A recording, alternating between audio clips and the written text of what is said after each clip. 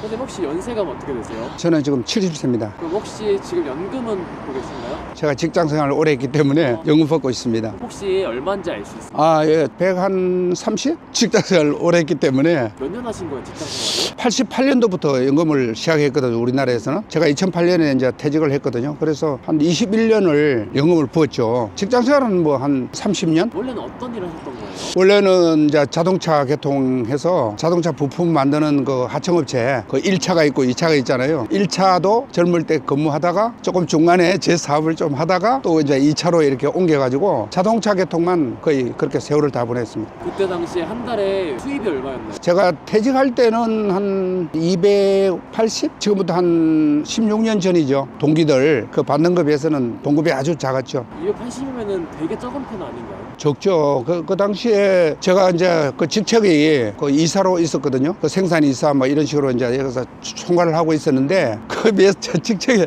비해서는 상당히 낮았죠. 혹시 따로 이유라도 있는 건가요? 그때는 2차 밴더였기 때문에 1차 밴더, 2차 밴더하고 차이가 많이 나거든요. 또 원청하고 자동차 회사 있잖아요. 거의 한 3분의 1? 그 게임이 안 되는 그런 급료였죠. 그럼 그때 당시에 연금을 얼마씩 납부하셨던 거예요? 그 당시에 한 5, 6만 원? 회사에서 또 되고 이래서 연금을 상당히 많이 부은 편이죠, 저는. 예, 예. 급여가 되게 적은 편이셨는데 그만두고 다른 걸 해야겠다는 생각을 혹시 안 하셨나요? 아, 예, 했는데 워낙 그 회사가 바빴기 때문에 우리나라 자동차 그 발전이 90년대, 80년대 이쪽부터 자동차 급속히 발전했거든요. 그렇기 때문에 너무 바쁘고 이제 이러다 보니까 뭐 내가 그만둬야 되겠다 이런 생각을 하지 못하고 새벽에 출근해서 11시? 12시? 이렇게 해서 또 새벽에 또 나오고 이랬기 때문에 물론 이제 뭐 가끔씩 스쳐가는 건 있지만 그런 건 전혀 생각을 안 하고 오직 회사를 위해서 일했죠. 혹시 지금 자녀분은 계신가요? 예, 자녀 둘 있거든요. 자녀 두 분도 키우시고 적은 급여에서 예. 그럼 혹시 노후 준비는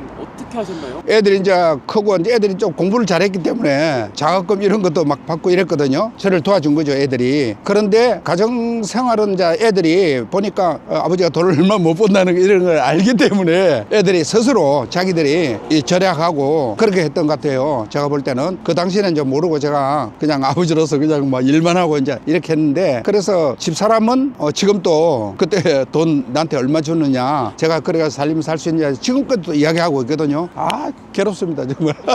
아직도 그걸로 잔소리 하세요? 아, 지금도 이제 뭐 기분 조금 나쁘면 뭐 그런 이야기 하잖아요. 과거 이야기를. 아, 이거 정말 과거를 이야기 안 했으면 좋겠습니다. 노후에 그러면은 지금 연금 외에 따로 더 들어오는 수입이나 그런 건 없으신가요? 연금 그거 하고 제 집사람이 저보다 머리가 좋거든요. 그렇기 때문에 저는 그냥 직장만 열심히 다니면 우리 집사람이 조금 나름대로 그 임대 사업입니까? 그런 걸 좀 월세를 이제 받는 거 이런 거 있잖아요. 그래서 사는 데는 뭐 크게 그건 없습니다만은 뭐 남들 같이 뭐 여행 다니고 뭐 이런 거 있지 않습니까? 놀러 다니고 이런 거는 그거 가지고는 조금 부족한데 물론 갈 수는 있겠죠. 그렇지만 지금까지 살아온 그 패턴이 있기 때문에 그게 쉽게 안 되더라고요. 그게. 연금에 대해서 되게 말이 많잖아요. 젊은 세대들은 연금을 받을 수 없다. 선생님 혹시 어떻게 생각하세요? 저도 이제 젊을 때 냈잖아요. 그게 저를 위해서 하는 것보다도 그 당시에 나이 드신 분들 이런 걸 위해서 이제 내잖아요. 그래서 젊은이는 노인들을 위해서 이렇게 하나의 개축적한다 그럴까? 말 그대로 해서 부으면 나이 드신 분하고 내가 또 나이가 들잖아요. 세월이 흐르면 또 그것을 받고 이렇게 해서 이게 순환이 되는 거거든요. 그렇기 때문에 젊은이들이 연금에 대해서는 조금은 이렇게 깊이 생각해야지. 아, 나 이거 뭐 내고 나중에 뭐 받지. 연금 낼 때도 그 당시도 연금 이거 뭐 받을 수 있느냐 이렇게 처음 다 그거 했거든요. 내가 분 거 다 내놔라.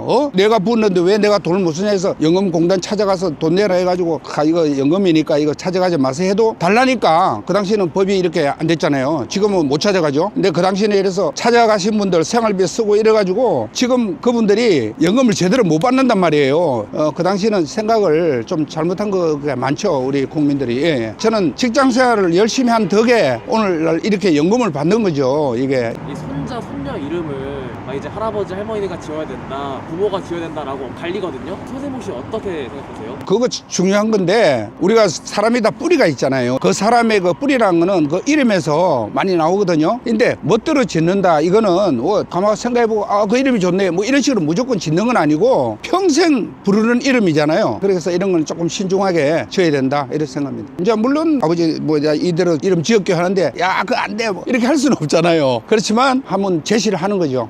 내가 해보니까 이게 이름이 좋다. 그걸 가지고 막 싸우고 이렇게 언쟁 부릴 필요는 없다고 생각합니다. 예. 서운은 하실 것 같아요. 좀은 그렇죠. 내가 아들보다는 더 오래 살았잖아요, 이게. 오래 살아서 뭐 많은 지식이 더 쌓이고 그런 건 아니지만 그 경험이 있고 그런 거 있잖아요. 우리가 좋죠. 제 말을 들으면. 근데 굳이 고집을 또 피운단 말이에요. 아버지는 뭐 몰라.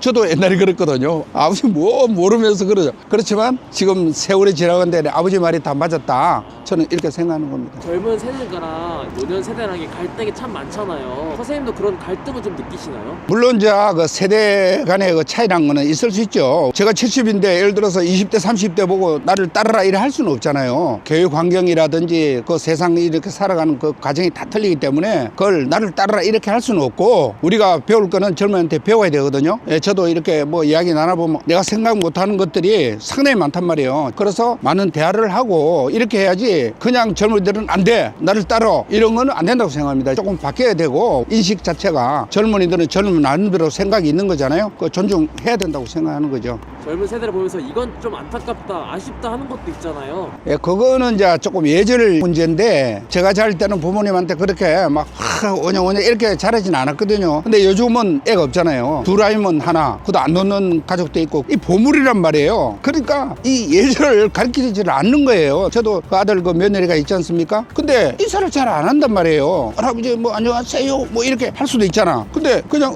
뭐 이런단 말이에요. 아 이거 그 애 잘못이 아니고 부모 잘못이란 말이에요. 애가 뭘 합니까? 아무것도 모르죠. 그냥 애 하는 대로 놔둔단 말이에요. 이게 그러다 보니까 이 예절이 점점 사라진다. 그래서 다른 거는 젊은이들이 다 뛰어나잖아요. 나름대로 있지만 예절 면에서 우리가 조금 더 신경을 써서 이렇게 하면 어떨까? 학교 교육도 있지만 첫째는 이제 부모 교육을 잘 시키면 애들도 뭐 하도 없이 우리나라가 부강한 국가가 될 거예요. 예. 네, 최근에 노령 나이가 65세에서 75세로 변경이 된다고 하거든요. 어떻게 생각하세요? 이제 물론 장수를 하다 보니까 요새 뭐 65세가 옛날에 뭐 환갑이 이런 게 사라졌잖아요. 지금 70 이것도 아니에요. 이제 80이에요. 그렇기 때문에 그런 문제는 조금 뭐 큰 문제는 아니지만은 단번에 이걸 바꿀 수는 없잖아요. 예, 그래서 차근차근 내년에 1년을 올린다든지 이래서 한 4, 5년 이렇게 흐르면 어떻게 해야지 한 번에 65세를 75세를 70세 하는데 이렇게는 조금 무리가 있다고 생각합니다. 예. 무슨 법이든지 그렇잖아요. 이 과격하게 이렇게 밀어붙이면 좀 부작용이 또 생기는 거죠. 그런 거는 조금 신중하게 할 필요는 있는데 나이를 올리는 거는 해야 되겠다. 이제 그런 거는 우리가 공감하는 거죠. 이 노년을 보낼 때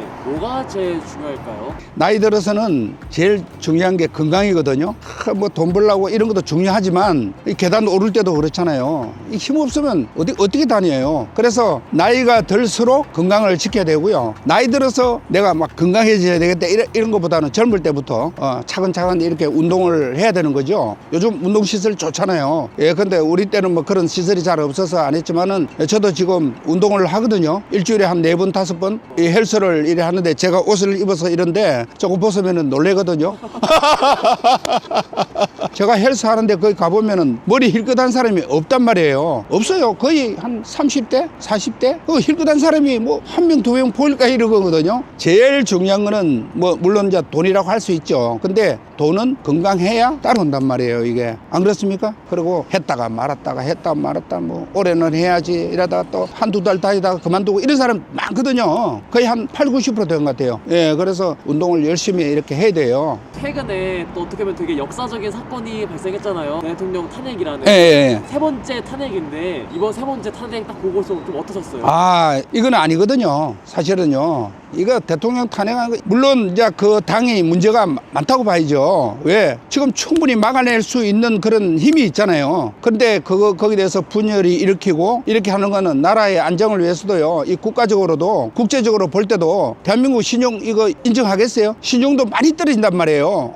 저 나라는 툭하면 탄핵이네? 쫓아내네? 그럼 뭘 믿어요? 가정에서 아버지가 이렇게 넘어지는 거하고 똑같잖아요. 기둥이 넘어진단 말이에요. 이런 거는 절대로 해서는 안 되고 정말로 어쩔 수 없는 뭐 전시라든지 뭐 이런 거 있잖아요. 이렇게 해서 뭐 도망을 간다든지 뭐 이렇게 하면 어떻게 해서 이렇게 하는 건 되지만 전시 전란이 아닌다면은 있을 수가 없다. 저는 이거 강력히 이야기하고 싶어요.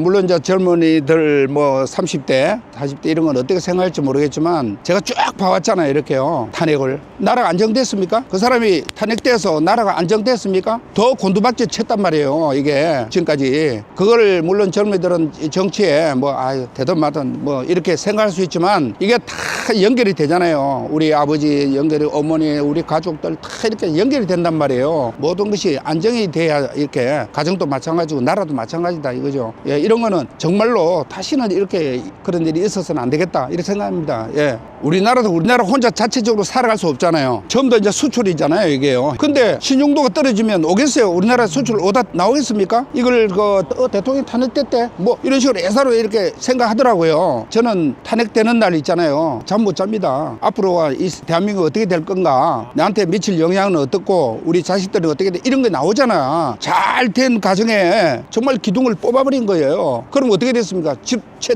넘어지잖아요. 그러면 어떻게 탈출해야 되는데? 그래서 이 국민들이 안정되질 않는다, 이게 심적으로. 물론 이제 이게 잘 수습이 되고 안정이 되기를 저는 진심으로 바랍니다. 예. 저희 마지막으로 영상을 보실 분들에게 딱 한마디만 좀 부탁드리겠습니다. 이 사회가 너무 이렇게 팔을 가른다든지 우리 친구들도 있잖아요. 그 동기들 보면은 저하고 틀려요. 그러면 제 성격이 좀 과격하다 할까? 좀 뭐 그런 거 있어가지고 전화번호 차단해 버린단 말이에요. 그리고 카톡이 있잖아요. 그런 거 전부 다 지금까지 한 거 다 삭제해가지고 일하거든요. 성격이 좀 이제 더러운데 너무 그러지 말고 친구가 이 친구는 어떤 성향이다, 성격이 어떠면 그에 좀 조화를 이룬다 할까? 구태여 자기 그 성격을 너무 막 강조한다든지 이런 거는 이게 분란만 일으키잖아요. 너무 이렇게 흑백을 가린다. 이거는 좀 자제했으면 좋겠다 이렇게 생각합니다. 예.